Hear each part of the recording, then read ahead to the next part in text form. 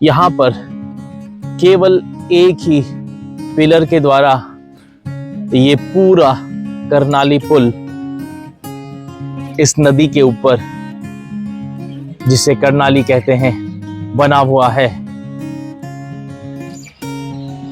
और इसके बीच में नदी के ऊपर कोई भी दूसरा पुल या पिलर, इसके ऊपर कोई भी पिलर दूसरा नहीं है।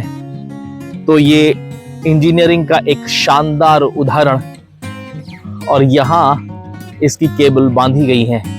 तो मैं पहुंच चुका हूं बस अड्डे, और यहाँ से अब बनबसा या टनकपुर की जो भी बस मुझे मिलेगी उसमें आगे की यात्रा शुरू करनी है। बाकी सभी जगह के लिए बसेस लगी हुई हैं। मुझे इनके काउंटर पे जाके पता करना होगा कि इस बस का टाइमिंग क्या है और कितने बजे ये जाती है। तो ये है उत्तराखंड परिवहन निगम का हल्द्वानी का स्टेशन। चलिए अब आगे की यात्रा के लिए बस का इंतज़ाम करते हैं।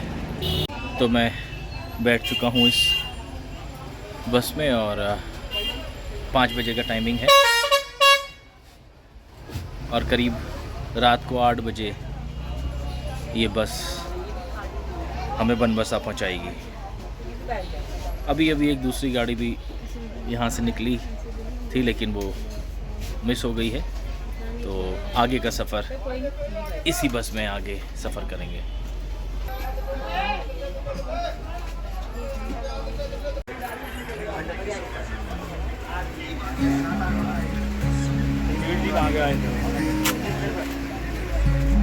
बनबसा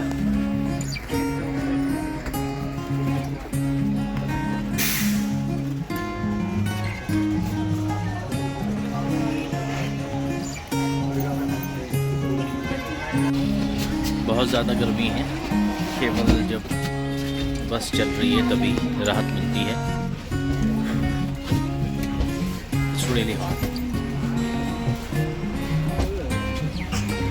तो लीजिए मैं पहुंच गया हूं अपने होटल में, और यहाँ पर रौतेला होटल बनबसा में ये एक बहुत ही अच्छा होटल है, और बहुत ही रीज़नेबल प्राइस में मेरे को ये मिल गया है। और आप देख सकते हैं, खाता हूँ, क्लीन बेडशीट, ब्लैंकेट सब है यहाँ पर, और सामने टीवी भी चल रहा है। एसी रूम केवल 900 रुपीज़ में मुझे ये रूम मिल गया है। तो इट्स अ गुड डील, और आज मैं यहीं रुकूंगा और कल अपने सफ़र को फिर आगे। और मैंने आपसे कहा है कि ये मैं कहाँ जा रहा हूँ, इसके लिए आपको कुछ इंतज़ार करना पड़ेगा, और आप मेरे साथ उस जगह पर चल रहे हैं। तो इंतज़ार कीजिए, इस वीडियो को पूरा देखिए, और देखते हैं कि हम फिर कहाँ जाते हैं। जिस होटल में मैं रुका हुआ हूँ उसके पास ही एकदम रामलीला चल रही है। तो मैंने सोचा कि आपको एक छोटा सा प्रसंग यहाँ का दिखाया जाए। चलिए तो चलते हैं।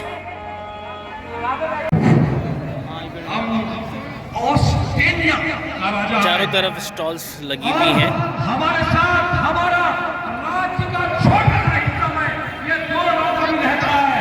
एक राजा जो है वो है पुष्पराज, और सामने रामलीला का मंचन हो रहा है, मैं वहाँ पर भी आपको ले जाऊँगा। उत्सव का माहौल यहाँ पर, बहुत सारे लोग यहाँ पर इकट्ठा हुए हैं इस रामलीला को देखने के लिए। तो चलिए आगे ले जाता हूँ आपको। चलता हूँ जमीन पर भूचाल जाता है, जमीन का ये जमीन आसमान ही फर। शारदा नदी से निकल करके ये नहर उत्तर प्रदेश के कई इलाकों तक पहुंचती है, और वहाँ बड़े इलाकों को सिंचाई का साधन प्रदान करती है। ये एक महत्वपूर्ण शारदा नहर है।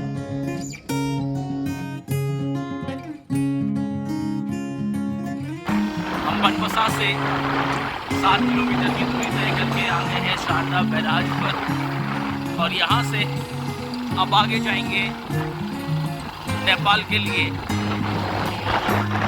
ये मेरा सोलो ट्रिप है। बस अब हम यहाँ पहुँच गए हैं। गेट इस समय हवा रहता है तो हम अभी पार जा सकते हैं। यहाँ पर बह रही है शारदा, बहुत बड़ी नदी है, बहुत पानी है इस नदी में। और उधर है शारदा बैराज सामने, और शारदा बैराज से ही नेपाल के लिए जाया जाता है। तो अब हम चलेंगे शारदा बैराज को क्रॉस करते हुए आगे नेपाल की तरफ, और उस तरफ यही नदी हमें महाकाली के रूप में दिखाई देती है। तो चलिए फ्रेंड्स, आगे की यात्रा शुरू करते हैं। आगे का अपडेट मैं आपको देता रहूँगा।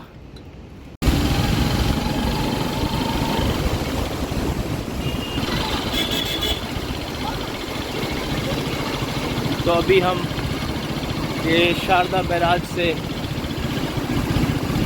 पार होते हुए जा रहे हैं नेपाल की तरफ।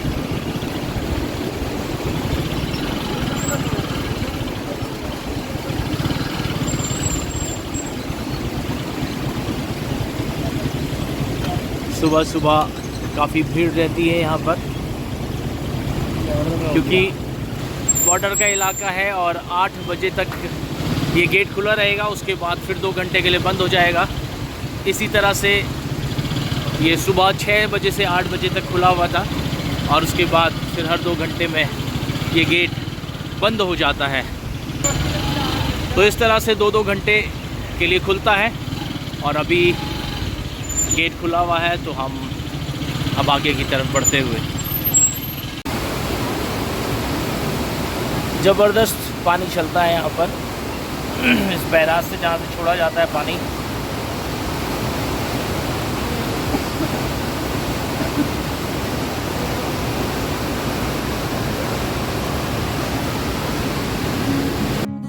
आजकल नवरात्र का समय है तो यहाँ नेपाल की तरफ बहुत सारे लोग जा रहे हैं। लेकिन दोस्तों, क्या शानदार बॉर्डर है ये। सिर्फ आधार कार्ड दिखाइए और आप बॉर्डर पार होकर के नेपाल चले जाइए, या नेपाल से आप भारत आ सकते हैं। काश सभी देशों के बॉर्डर इसी तरह होते। कोई टेंशन नहीं, आप एक दूसरे देश में आसानी के साथ आ और जा सकते हैं। सामने दिख रहा गेट भारत देश की सीमा का अंतिम गेट है, और इस गेट को पार करने के बाद आप पहुंच जाते हैं नेपाल देश में। सारे अंतर्राष्ट्रीय बॉर्डर इसी तरह फ्रेंडली होते तो कितना मज़ा आ जाता दोस्तों। ये तो बहुत अच्छी बात है। एक और बार बाइक टैक्सी से हम आगे बढ़ते हुए, और यहाँ पर फिर से एक बार चेकिंग होगी, और उसके बाद तब हम आगे बढ़ सकेंगे।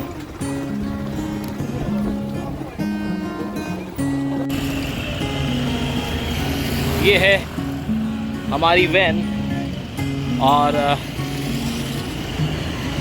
ये महेंद्रनगर, धनगढ़ी, कोल्हापुर, नेपालगंज सब जगह जाती है। और इसी से मैं अभी जा रहा हूँ चीसापानी। तो फ्रेंड्स, अब आगे चीसापानी में मुलाकात होती है।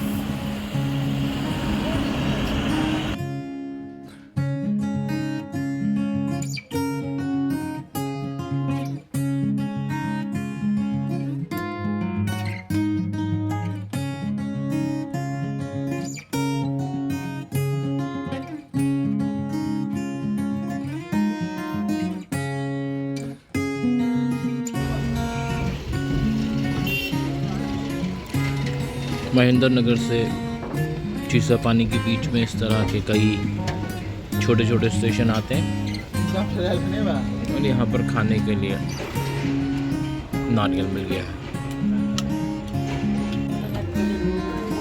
इस वैन में मैं सुबह करीबन 9 बजे महेंद्र नगर से बैठा था और अब मैं पहुंच चुका हूं चीसा पानी। सामने का इलाका दिखाऊं आपको तो यहाँ से अब कुछ छोटे छोटे पहाड़ियाँ शुरू हो जाती हैं। महेंद्र नगर से यहाँ तक का इलाका बिल्कुल मैदानी क्षेत्र और यहाँ पर चीसा पानी की मछलियाँ बहुत ही ज़्यादा फेमस हैं और यहाँ इस नदी से पकड़ी गई मछलियों को यहाँ फ्राई किया जाता है और सभी लोग इसे बड़े चाव से खाते हैं। ये है चीसा पानी की मछलियाँ और यहाँ का माछा भात बहुत ही प्रसिद्ध है। ये है कर्णाली पुल।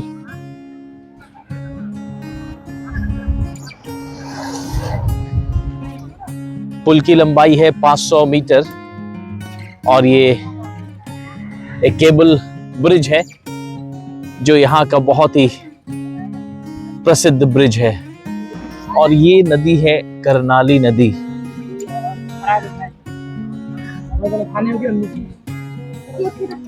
बहुत ज्यादा पानी इस नदी में है और इसके चारों तरफ ऊंचे ऊंचे पहाड़। कर्णाली नदी पर बना है कर्णाली पुल। ये नेपाल का एक प्रमुख पुल है और पश्चिमी नेपाल के कैलाली जिले को बांके और बर्दिया जिलों के साथ जोड़ता है।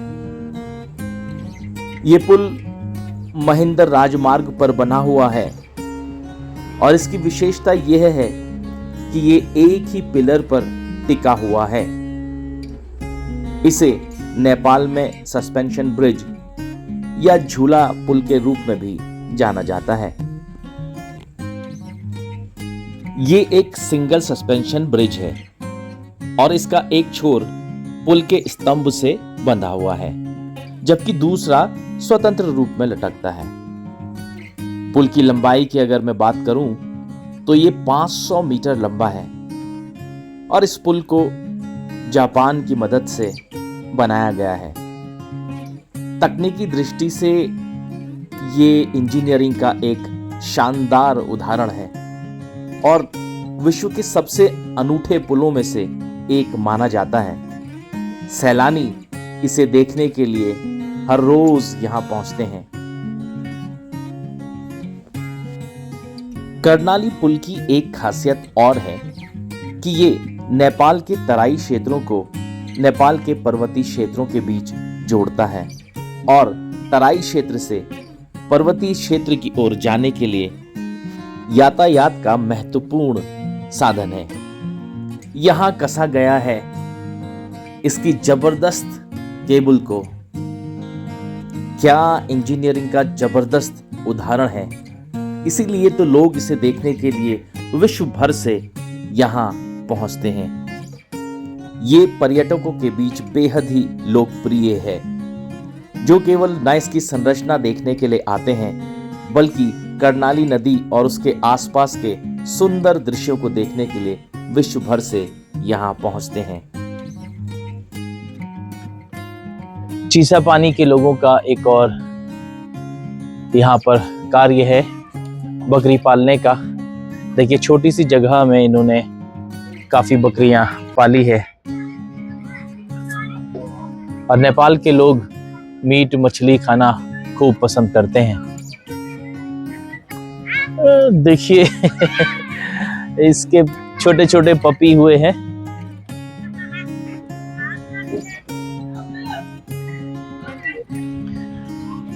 कर्णाली नदी में राफ्टिंग होती है और राफ्ट में लोगों को घुमा करके अभी ये लोग राफ्ट को वापस लेकर के आए हैं।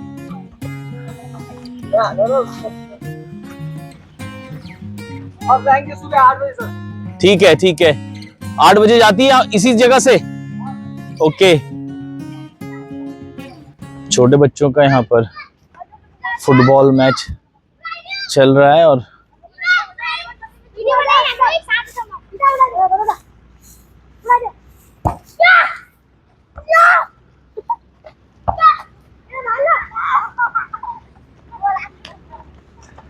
इस करनाली नदी के पास छोटे से कस्बे में ये बच्चे फुटबॉल का आनंद ले रहे हैं।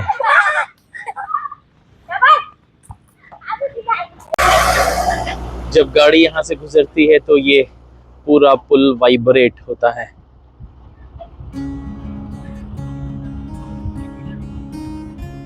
गाड़ी के जाने से जो झटके लगे वो अभी भी इस पुल पर महसूस हो रहे हैं।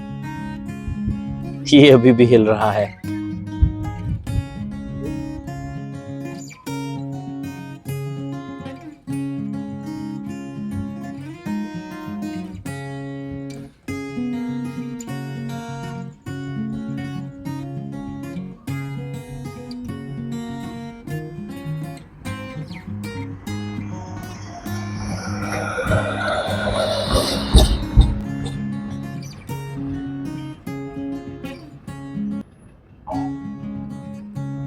इस पुल के पास से चिसापानी नेपाल का नज़ारा बहुत ही अच्छा लगता है।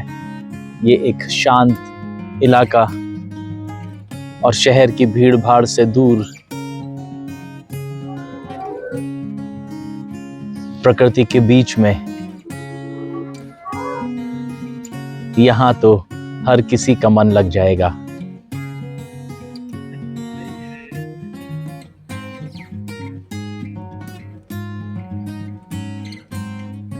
वी शेप्ड वैली से निकल करके आती है ये करनाली रिवर। करनाली पुल के पार जुड़ जाता है बर्दिया राष्ट्रीय निकुंज और यहाँ पर बहुत सारे जंगली जीव पाए जाते हैं। ये जंगली जीव इन घने जंगलों से उतरकर कई बार इस पुल के ऊपर भी पहुंच जाते हैं, इसलिए यहाँ पर जंगली जानवरों से सावधान रहना बेहद जरूरी है। इस पुल के पार आपको केवल 40 किलोमीटर प्रति घंटे की रफ्तार से गाड़ी चलानी होती है। यदि आपने इससे तेज चलाई तो भी आपको पेनाल्टी पड़ती है, कम गति से चलाई तो भी आपको पेनाल्टी हो सकती है। चलिए दोस्तों, मिलते हैं अगले एपिसोड में, अगले पार्ट में नेपाल की इस यात्रा पर। देखते रहिए साज द ट्रैवलर टीवी और मेरे चैनल को जरूर से सब्सक्राइब करिए।